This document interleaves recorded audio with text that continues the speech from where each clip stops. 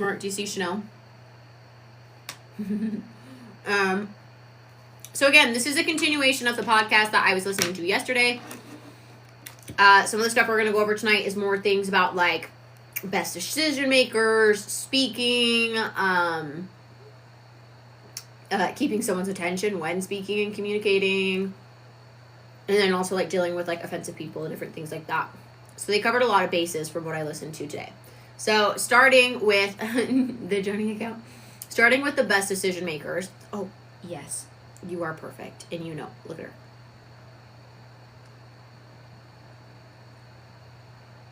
Okay. So when they were talking about who makes like a good decision maker, I mean, a lot of this, I mean, she did a lot, the lady who is basically talking, she was basically in a lot of, like, Secret Service around protecting presidents, so she was around presidents a lot of the time and different things like that, and so she's looking at, I mean, some of the greatest and biggest decision makers in the country, right? And what she's saying with this is, when you have a small, steady circle around you, you tend to actually make better decisions. People that aren't moving in and out of your life a lot of steady people who are steady in their own emotions and different things like that. But what she said is decision makers are actually really good at delegating. They actually, if they don't know something, they find someone who knows more than they do in the areas that they need those decisions on, and that's who they do consult when needed. So they're really good at delegating to make the decisions they need by going to that inner circle that they surround themselves with about people who are more educated on different subjects than them. They also study a lot. And studying and having all of that information with people within your inner circle around you leads to feeling much more informed, matched with people around you, and that equals stability and clarity. Autumn, thank you for the heart meme. So that ends up equaling stability and clarity that allows us to make more concise decisions because we feel more educated. In a sense, we feel more confident and comfortable in making these decisions because we're constantly seeking those things out. Also, here's a big thing. They started going over bad decision makers are obviously people who are like, oh, I don't know, and they second guess what they always make decisions as. You have to remember that you're making the best educated decision that you can in that moment. Don't return to that moment later, making yourself feel bad because you feel later on that you should have chosen differently. You didn't know what you know now that maybe you didn't know then and things like that. So we can't criticize. Just always try and make the best decision we can in that moment, knowing what we know, right? And you can't tear yourself down later on for knowing more than you did then, right? That's called growth. That's something we should be proud of. Oftentimes, people actually make decisions with 51% certainty. And the reason that that's a good thing is because being confident, a confident person, confident people are okay with not knowing all of the information always, right? They're okay with making that best decision that they can for themselves in that moment. And sometimes you're going to be wrong. And you have to be okay with sometimes that being wrong. The reason that we start worrying about being wrong is because we worry about what others think or how others are going to perceive us. Oh, they're going to think I'm stupid. Oh, they're going to, I hope I hope that this is going to be the right thing. And if it's not, like, then people are going to say I'm stupid. People are going to say this, and they're going to think all these things about me. And Malai, thank you for the heart me. Do you know what I mean? No, we have to be okay with being wrong. We're never going to be 100% right all the time. We don't know everything in this world, and that's okay. You have to be able to say, I'm going to make my choice. I hope it's the right one, right? Good decision makers also are not always surrounding themselves by others, necessarily. They give themselves time to think. They give themselves that space that they need. What she was saying, too, is working out is a really great thing that decision makers do as well. It gives you more confidence in the aspect of you're integrating your mind into your body at the same time. And it also feels really powerful and positive for you because it builds confidence in itself. You feel like you're doing something good for yourself. You feel like you're bettering yourself, different things like that. And so she was talking about the benefits that working out actually can have for you. So here's things. Lack of self-confidence typically comes from 4 different areas, is what they were talking about.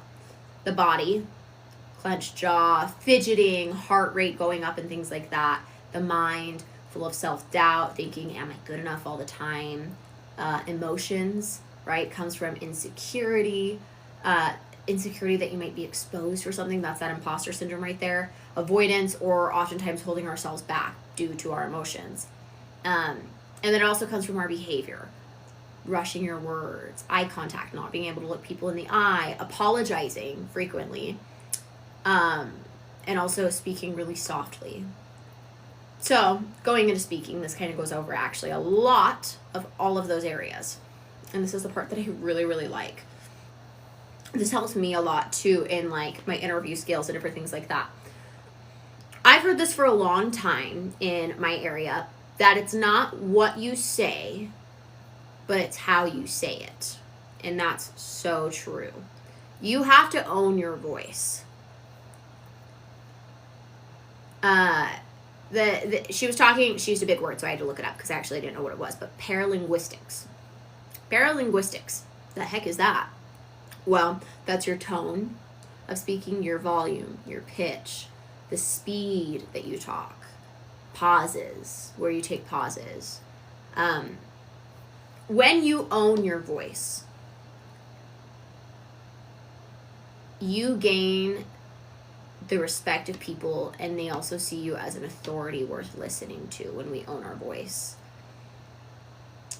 This was really interesting because she was talking about, as a mom, for her, you're not always going to speak in your natural voice, right? Tonality. She's like, I'm not talking up here. I'm not like, hey everybody, how are you doing? No, she's like, hey, like, how are you doing today? She talks down here because it's a much more commanding tone. There comes a lot more insecurity sometimes, even just with the tone of your voice when people hear you speak. So she was like, as a mom, I'm not going to talk to my daughter like, oh honey, like, how are you doing? I hope it's such a good day. Like, it's soft, it's airy, it's higher. Because she's like, the voices that your kids, the people around you hear, the people who you'll have influence on, you cultivate that voice that they have as well. So what they hear is also what they're going to end up receiving. So when you teach that people, or you speak in a much more commanding, authoritative voice, they follow suit. You cultivate exactly how that girl is going to grow up, or son, or whoever. You also cultivate that for them and how they're going to grow up and be able to speak and command rooms as well and own their voice, because you are seen as an authoritative figure through that.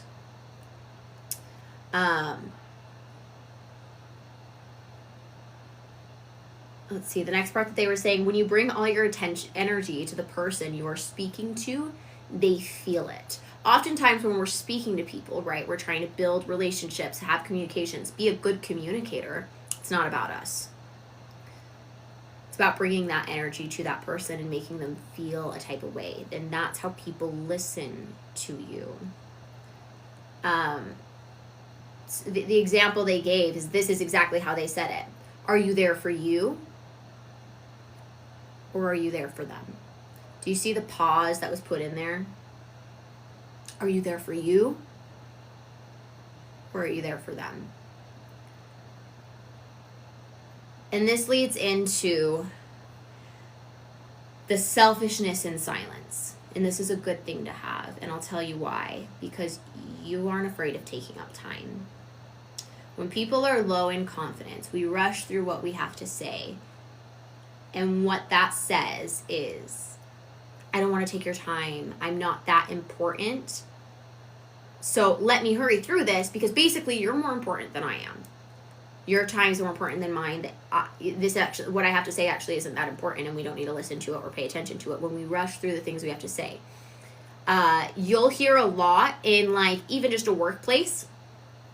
People will say, as they're like, one last thing, oh, like, I don't want to take up any more of your guys' time, but I have this one last thing that I want to go over, this one last thing, so, and then they go into it. What that just told them is, what I'm about to say has no value, so you might as well not listen. And I think a lot of us do this, where we'll hurry through what we have to say because we don't want to be a burden to other people, right? Or we don't want to take up too much of people's time. We don't want to overextend ourselves. We don't want to be perceived any sort of negative way or things like that. And so that all runs through our head, and we speed up and we go through much faster. We stumble more on our words when we pick up our pace and different things like that. Own your time and your voice to grow your confidence when you're speaking to people. And don't delay your point, though. That's a completely different thing. You don't need to delay your point. You can still get to your point, but say it with authority and meaning, and your pace and your tone and pausing. Pauses have a lot more power than you realize. It allows people to realize that what you're saying has a lot of importance with this. So that's why it's not necessarily what you say, but it's how you say it. And I've learned that a lot. Yeah, please don't swear in here.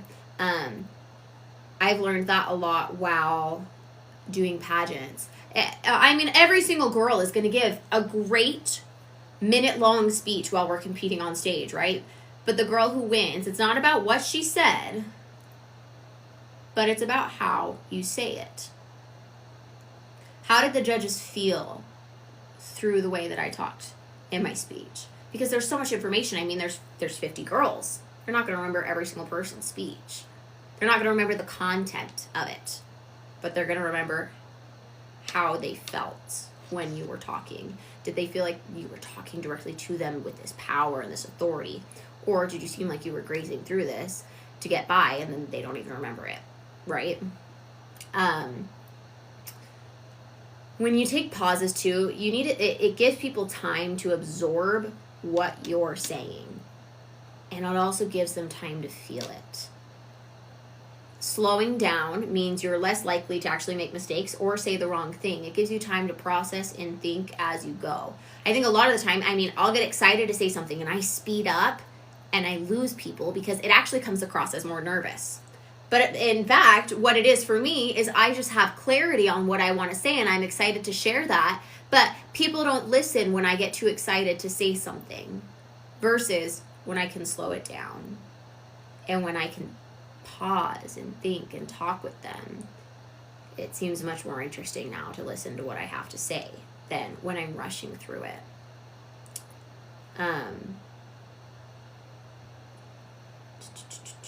Let's see. So it's also important to remember, because sometimes we may not even feel like what we have to say is of value, right? So remember, it's already of value because it's something that you're trying to share. Something that you're trying to share is never less important than anything else. That's never a burden to take up someone's time. You're trying to share something that maybe you're passionate about, or just something that you want, but something you want to share. So pause, speak, share, right?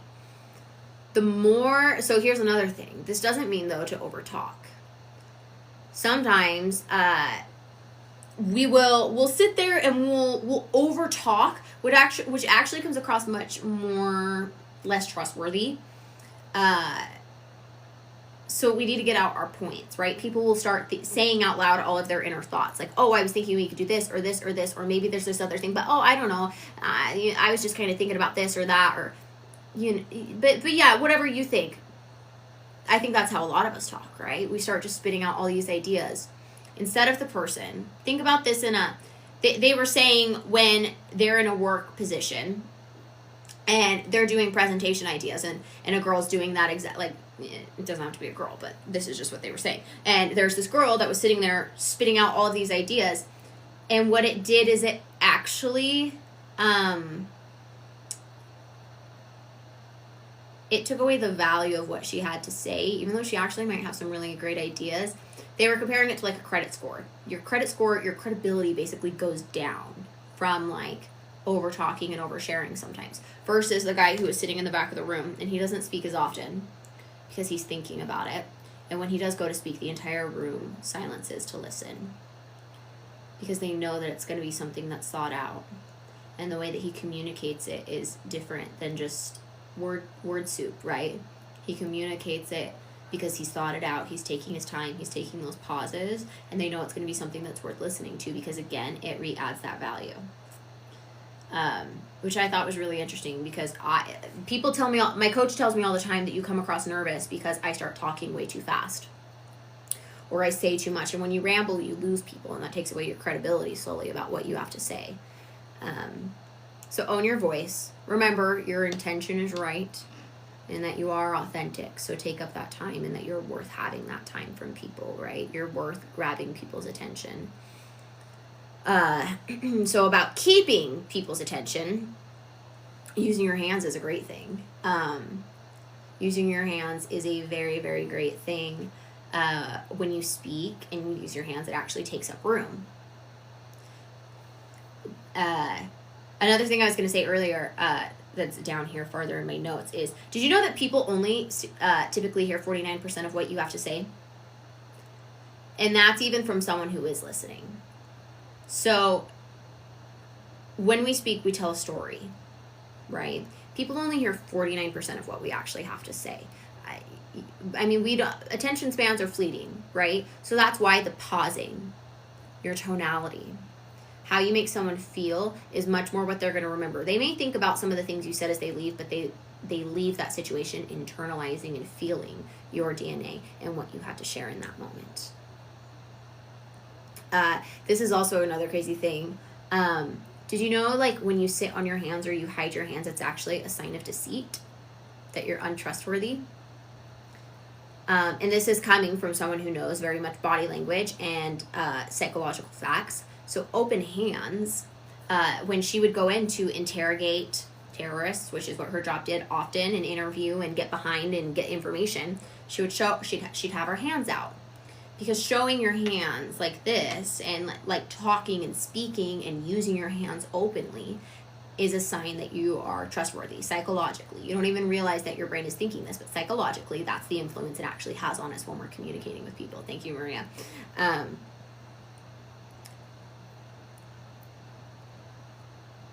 also, hands keep people engaged. It can bring people in as well. Can you, Mark?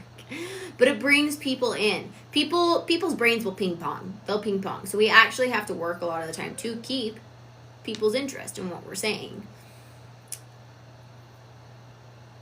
With the ping pong, you also have to compete with all this noise, right? A lot of people have anxiety or this other thought, or they forgot that they left their dishwasher on. You have to compete with all this outer noise that is coming into someone's head. So how do we do that? It's about having high retention. How you present. It's about presenting yourself when you're trying to learn how to be a good communicator. And it's not always about how smart you are. Being ultra smart does not actually mean that you are interesting, which is so funny, because that's exactly what someone said to her, and that stuck with her forever. Dale, thank you for the heart me.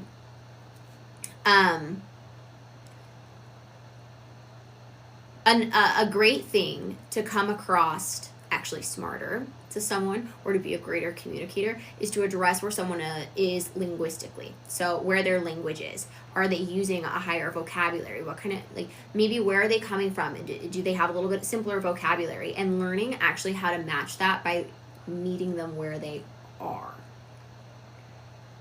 You have to adapt your speech to a way that resonates with people. Maybe you are dealing with someone that uses a little bit higher vocabulary. Maybe we want to use that to match them.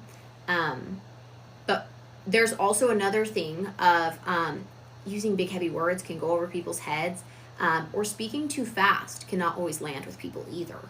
Like, I know kind of some other states, people speak a lot slower than people in Utah. People that I've literally been told that, and they went over this. So if you notice someone's maybe a bit slower of a speaker, adapt your pace. If someone's a more energetic, fast speaker, adapt your pace to that, because they're going to resonate with you more, and it creates more of a connection into what their cognitive function is willing to perceive and see. Yeah, Dale, see, New York talks really fast. I've had people tell me I'm a very fast talker when I didn't even feel like it, and then I noticed how slow they were talking and where they were from. There are some states where people talk a lot slower than some others, and it's just that. So learning how to be adaptable and assess where people are at will make a big difference in that. This is actually a really cool thing, but New York Times actually writes at an 8th grade level, because it's a lot easier for everyone to understand what they're trying to say at that. It hits a larger audience that can relate and retain that information than if they were writing at a truly high educated level like they could. Oh yeah, this is what it was. We can gain a bad contribution score is how they put it. Someone always over speaking and letting their mind or thoughts run aloud versus someone who shares more infrequently and people pay attention to because they psychologically know it's more thought out. I don't know why this was farther down, but it was. So during all of this, you got to use your pauses, our silence to convey our messages and also command what we say.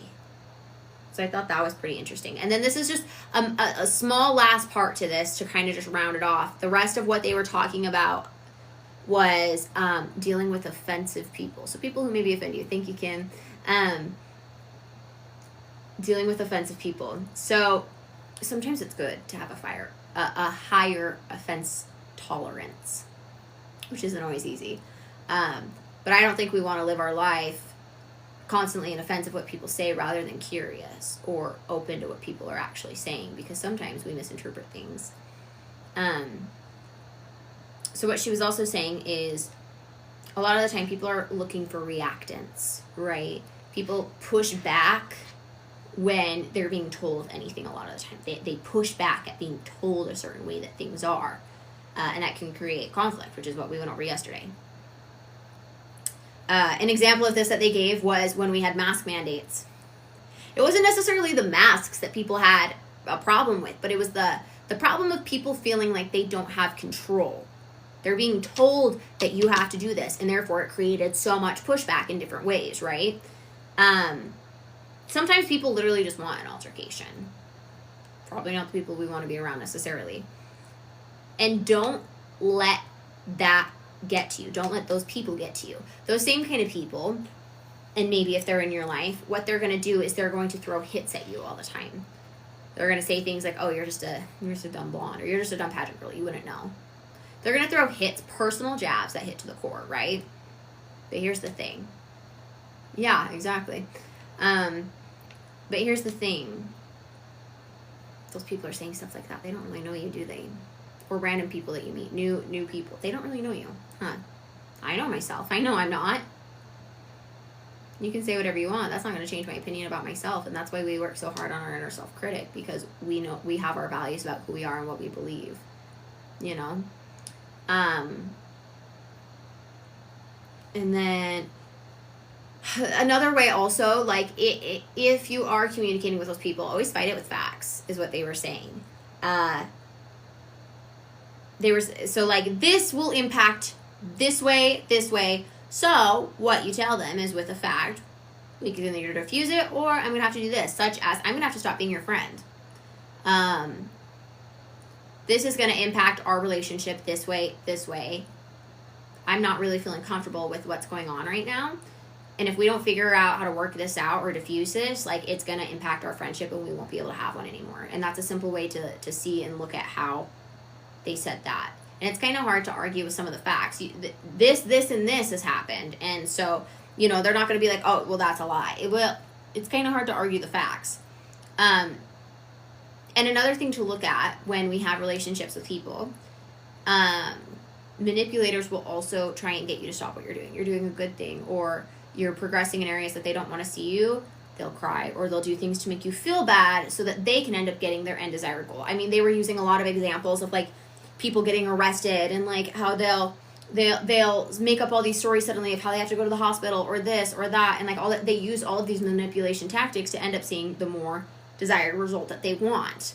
And then it started getting into how to become unprovocable, and I haven't finished this. I only got to listen to a few minutes before I had to run and go grab my interview suit, but I'll just touch base on some of the things and then maybe make a full more thing about it tomorrow. But so they were saying we own our response.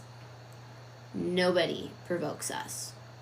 And I think that's a hard thing because sometimes we're like, oh, well, I reacted this way because they did this. You own your response at the end of the day. You completely own your response. And I think that's, again, much easier said than done, because we have a lot of emotions. However, everything else we've been going through is what is teaching us how to regulate those emotions, actually. Same thing with like our bathtub that we learned yesterday. A bathtub can only hold so much. So like your emotions can be regulated when your bathtub is where it needs to be. But when it starts overfilling, they can't be regulated anymore, and we become a lot more emotional outbursts and things like that. And so we are very provocable. When trying to become unprovocable, don't let somebody take that from you. Like, who are we to surrender that to them? You know? When you allow someone to provoke you, you surrender yourself to them. And you give them exactly what they want and what they were looking for, because they were looking for that hit of adrenaline. Felt good to that person, right? That's what they're trying to get. And also, here's the thing. I think a lot of the time we're afraid of that kind of stuff. And so we would rather choose avoidance than learning how to deal with it better and how to regulate our emotions more. The way to learn how to regulate your emotions in that is that repetition, is what they were saying. Repetition. Allowing yourself to go through that. And we can always handle people non-emotionally with facts. Okay, earlier you said XYZ. Can you explain that? Again, going into the conversations, always with having something to learn, not something to prove. When we have something to prove, we become very self-focused. And they were talking about self-focus in another aspect of even jobs. Are you interviewing, when you're interviewing for a job? I know we have a lot of people that interview for jobs. When you're interviewing for a job and they ask you the question, why do you want this position? I want to try something that challenges me. I think this could be great. I'm really looking for a new challenge and to see how I fit into this role. Or are you saying, again, they're giving like the example of someone stepping into like a cop role or law enforcement. And so I want to see how this job challenges me, is what they're saying to that. Or are you saying, I want to help, serve, protect. I'm passionate about this, and that's what I want to continue to do that. And she said, do you know who I hire? Because she was the final person in Secret Service that would interview before people got the go-ahead. She's like, not the people who wanted to challenge themselves, because they're so self-focused. It's about the image rather than the role. And so she would hire the people that were more about the role. Yeah, Grant, that's way good. She would hire people that are more about the role, right? Because they're not so self-focused. And I think it's easy to picture ourselves in this. Or he even had, the guy that was talking, he had a friend who is same guy that can't find a girl, but this guy literally said he liked this girl, and he was like, but man, when I just picture myself walking into a restaurant with this girl on my arm, like, I don't know if that fits. Like, I don't know what people would think. And he was like, well, no wonder you're still single, because you're self-focused on an image and what people perceive you as rather than the relationship, and you're looking at all of this and this instead of this heart and what you feel and how you think. And I think that can apply to a lot of areas in life. I think sometimes, even, again, a conversation, we're more self-focused about what we want to get across instead of allowing that person to pour out their cup so that we can fill their cup with ours. Because we want to feel heard, but they want to feel heard too. So yeah, that's as far as I got on this lesson today. I listened to about a full hour today, so I think I have maybe an hour and a half left, right? I'm an hour and a half in, so maybe like an hour left, yeah. So I'll probably finish listening to the rest of it tomorrow. Well, thank you, Dale. This is all from a podcast. I've just been listening, taking notes, but this is all from podcasts that I've been listening to. So tomorrow we'll go over like what I finish off with, because I think there's some more gold that's in there. Monet, you're so sweet. I hope you guys have been kind of liking these, because I think it's some interesting. I'm going to write down day 3, so we can do that tomorrow. But it's just some interesting different things that I don't think we're always educated on. And I haven't listened to Tony Robbins. No, is he pretty good? This one's called, I posted it in the Confidence is Key section yesterday. It's called The Diary of a CEO. Do you know what's the crazy thing is so this girl has been on 3 times, and she retains the most viewership time out of many of his other guests. And it's because of, what's the word for it again? I want to keep remembering the word. It was like something linguistics.